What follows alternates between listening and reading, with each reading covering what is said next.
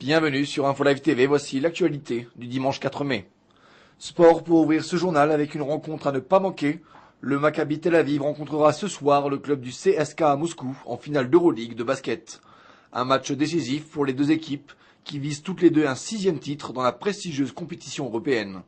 L'ex-équipe de l'Armée Rouge avait éliminé en demi-finale l'équipe de Vitoria et le Maccabi Tel Aviv avait gagné sa place en finale en éliminant l'équipe de Sienne.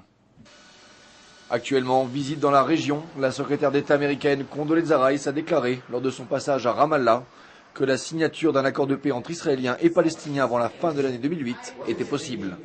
Lors de sa rencontre avec le président de l'autorité palestinienne, Mahmoud Abbas, Madame Rice a cependant qualifié les implantations israéliennes en Judée-Samarie de particulièrement problématiques.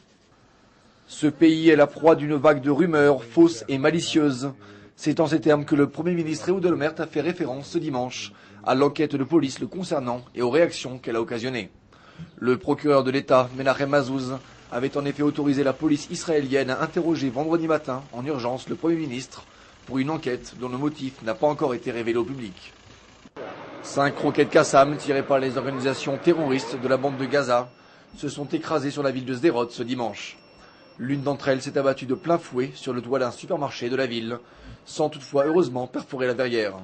5 personnes ont été traitées en état de choc. Une autre roquette s'est abattue sur le cimetière de la ville, endommageant certaines tombes.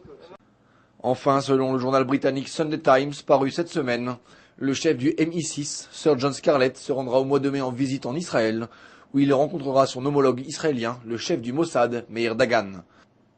Les deux hommes envisagent d'échanger des informations en leur possession concernant les plus récents développements du programme nucléaire de Téhéran, un programme que les services israéliens considèrent en effet comme étant déjà à un stade particulièrement avancé. Merci de nous suivre sur InfoLive TV. Très bonne soirée à tous.